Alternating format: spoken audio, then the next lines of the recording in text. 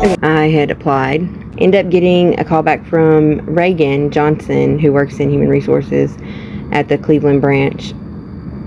She replied to me Friday, March 18th. We end up speaking Monday, March 21st. Hi, this is Elizabeth Todd. I'm responding to a text I received regarding the application I submitted for comprehensive logistics in Chattanooga, Tennessee. I would love to set up a time to interview in person. I'm currently without phone service and depend on public Wi-Fi, which is not dependable. So would it be possible to set up an in-person interview?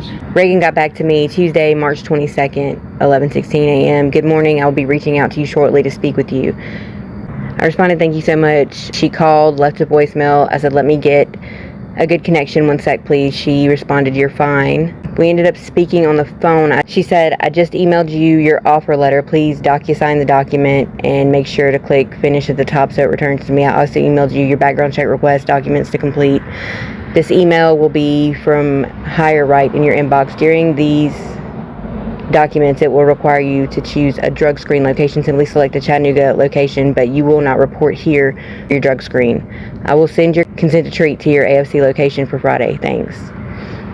So we did speak sometime in there. Reagan was really helpful. I disclosed to her a little bit about my situation, being homeless and things like that.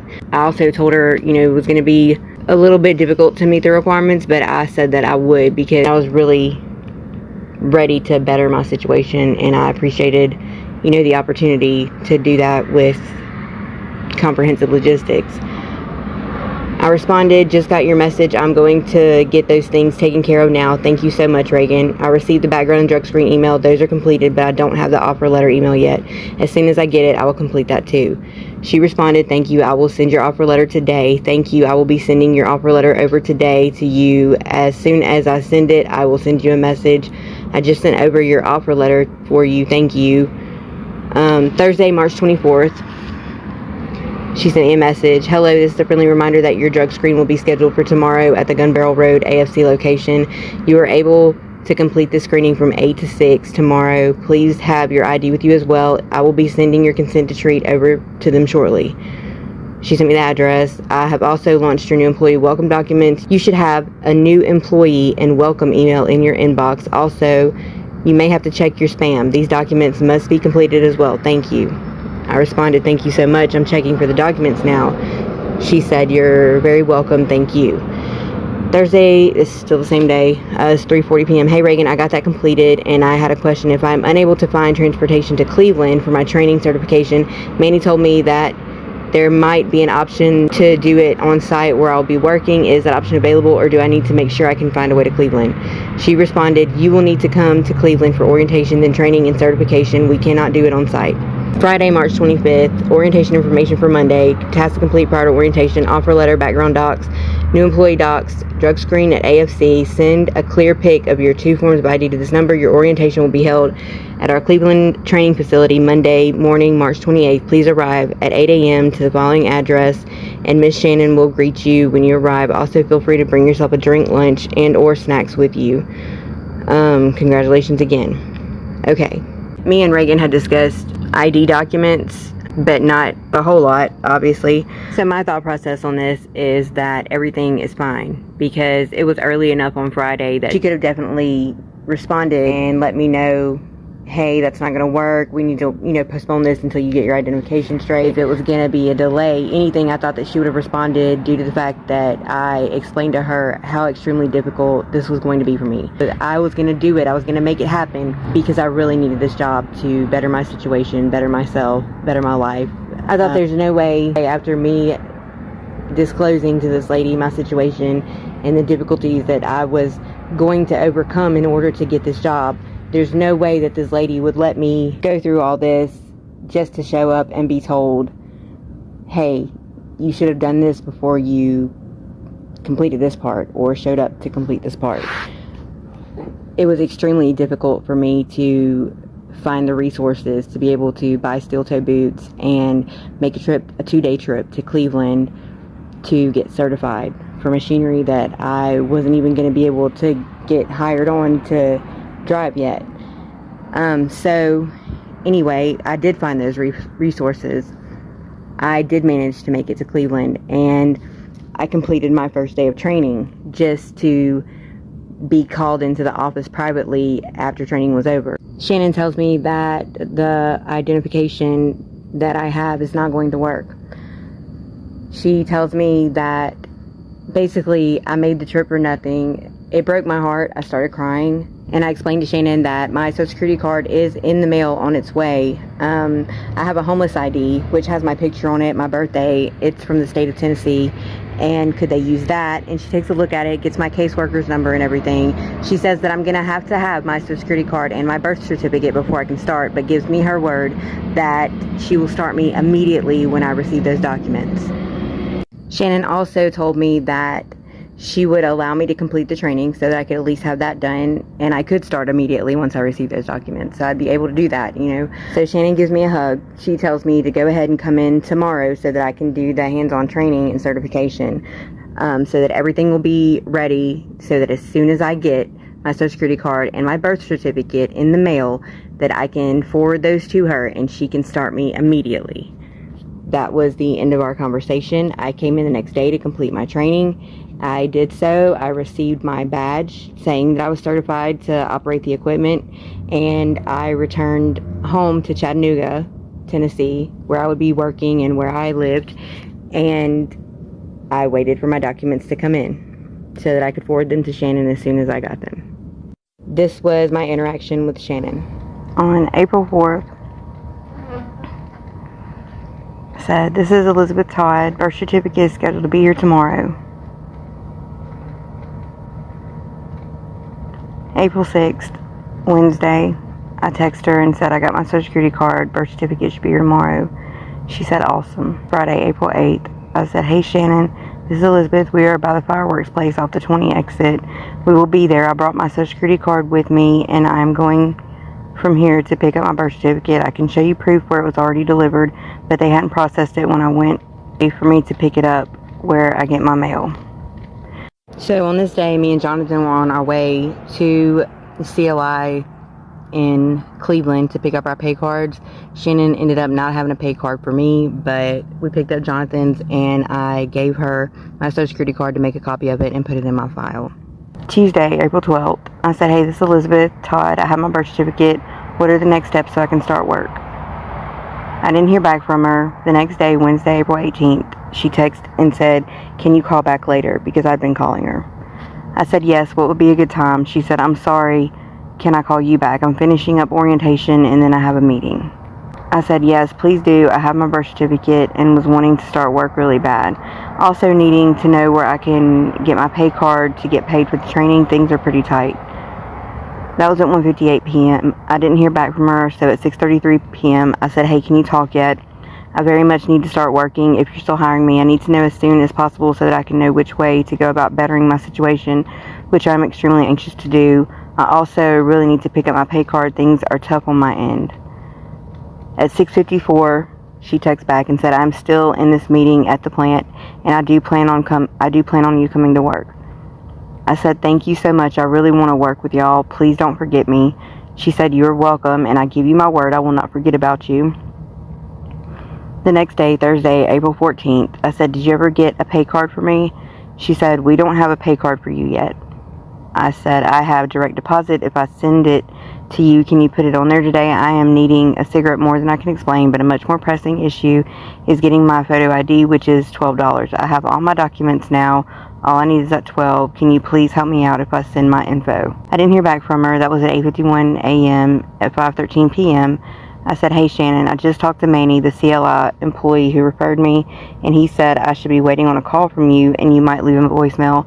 Please text me if I don't answer your call, Shannon. I don't want to miss your call and my voicemail is messed up, going to a different number, and I can't fix it." I didn't hear back from her, so Friday, April 15th, I texted at 4:38 p.m. and I asked any info yet. She didn't text me back all weekend, so Monday, April 18th, I texted and said, "Hey Shannon, I'm still wanting to hear from you about me starting work. Please give me a call. This is Elizabeth Todd."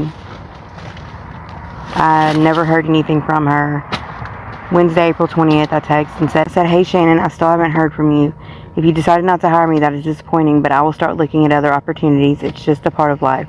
It would be extremely helpful if I could get paid for those 2 days. I understand that you are busy, and I am not trying to stress you. However, I can't stress how much that would help me right now. I would also benefit from having a definitive answer about my employment. Please give me a call or text back today. She texted back at 3:39 p.m. and said, we can't pay you until we get a second form of ID for you. We still need to e-verify you before we can completely hire you in and pay you. I need an ID card or birth certificate. I texted back and told her I have the birth certificate. I will email it right now. I emailed it to you. I will try to text it to you here too. Might only be able to email it. It's still loading, and I haven't been able to send pics via text since my data ran out. I did email it, so please let me know what to do next as soon as you can. She texted back and said, never got an email. Where did you send it? I said, dang it, it's still sitting in my outbox. I lost Wi-Fi. Hold on, I'm getting it to you ASAP. Thank you for texting and letting me know. Finally got it sent. I sent it to... She said, I got it, thank you. I said, yes, ma'am. Thank you for texting me back. Do you know if y'all will be going forward with hiring me? I was going to Lafayette if y'all weren't still hiring me, but I would very much still like to work for y'all if y'all will still hire me. She texted back and said, I will have Reagan reach out to you tomorrow to complete things. Good night. I said, okay, good night. Now, that was April 20th, 2022. So I texted Reagan on Monday, April 25th, and said, hey Reagan, this is Elizabeth Todd. Shannon said that you would reach out to me last week. Since I haven't heard from you, I'm reaching out to you. My contact info changed over the weekend, so I wanted to update it with you. This is a good number, and my email is the same. 336-652-8219, Elizabeth Todd, 1986 @gmail.com. Never heard back from Reagan. So I text Shannon the same day. Hey Shannon, this is Elizabeth Todd. I still haven't heard from Reagan. I just texted her to update my contact information because it changed over the weekend. Yesterday actually, and I wanted to update it with you also. Phone number changed, but email is the same. 336-652-8219, Elizabeth Todd, 1986 @gmail.com. I also sent the following emails. This is where I emailed her my birth certificate on April 20th at 7:12 p.m. This was April 27th. Attached below, you can find a copy of my direct deposit authorization form. Please submit this to the payroll department and update my payment instructions accordingly.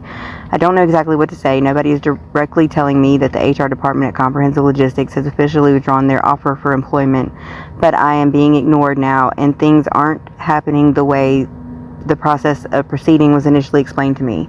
So with nothing else to go off of, I am drawing the conclusion that the offer has expired. I am not an ignorant woman, so I haven't been blindly beating a dead horse or naively continuing to attempt the completion of this hiring process. I genuinely wanted and needed this job. I also genuinely believed that I would immediately be able to complete the onboarding process once I received and forwarded my ID documents. I am also very understanding. I don't expect one person to be able to control how my world turns, and I also know things happen. I understand that more than a lot of people. All I can do is take this as just another part of life, period. Nothing good, nothing bad, no hard feelings. However, the subject of getting paid for the training that I was allowed to complete is an urgent matter that I would very much like to be resolved as quickly as possible. It would be greatly appreciated on my end. Is that something you could make happen this week? Please, Shannon, if you have the ability to do that, please do. Thanks, Elizabeth Todd. Please also update my contact information. My phone number has changed. I also informed Reagan of the change when I sent you the text about it on Monday. Just in case it was overlooked or missed, I wanted to add it here too. New phone number, 336-652-8219. And I had attached a copy of my direct deposit form here. But I heard nothing back. So finally, May 3rd, I sent another email with my ID documents. Shannon, I really don't understand why this is still an issue or why you're refusing to have contact with me about such an important issue to me. I realize this issue has no effect on you. However, you are aware of the specific circumstances I'm dealing with, so I would think a simple phone call wouldn't be that difficult to make a small amount of time for. I was told by someone outside of HR that you still wanted to hire me. Don't worry, I don't think that is true. And you'd also like to pay me, but I have failed to give you an ID. I have a major problem with this. You told me you could accept the homeless ID and immediately place me once I provided my social security card and birth certificate. I provided those things and then I was ignored. And then the contact just stopped. I have updated my phone number with you and Reagan. I have tried calling, emailing, texting, and you have not replied once since April 20th. I have also not heard back from Reagan. I sent you my direct deposit information so that you could at least pay me for the training. Please use the attached documents and pay me. And please do not continue saying that I dropped the ball on this. I did everything you asked me to do. You did not keep your word to me. I'm not mad, like I said in my last email.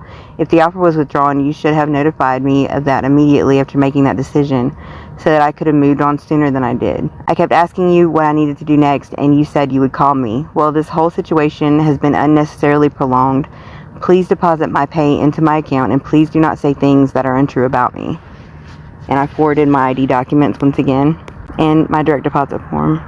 A Tuesday, I finally heard something back.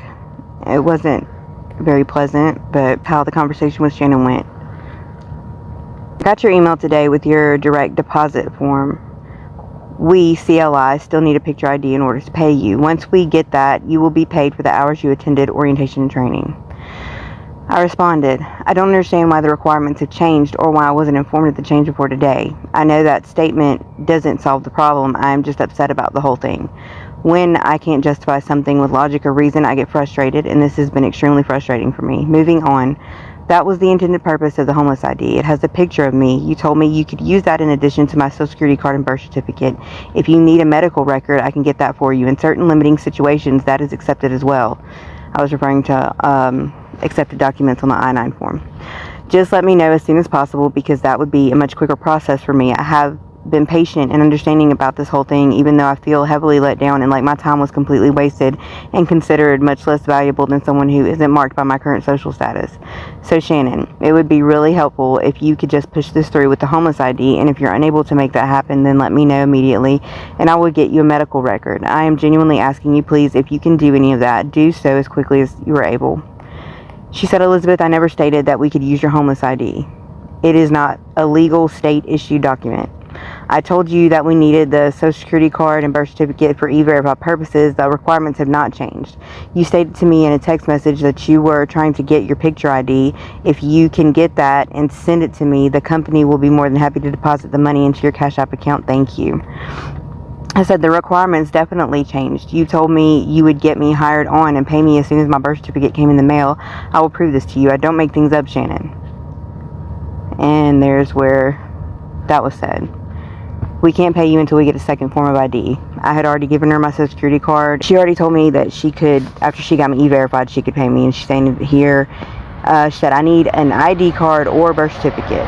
And that's when I said, I have the birth certificate. I emailed it to you. She said, Elizabeth, HR requires a picture ID for all people, and I am trying to pay you. Those two documents work for e-verify, but I still need the ID. If you remember correctly, I told you that you would also need the state picture ID card to get a badge at Volkswagen in order to enter the plant, and that you wouldn't be able to start until you had those items. I am trying to get this resolved for you, and all we are asking for is the ID card.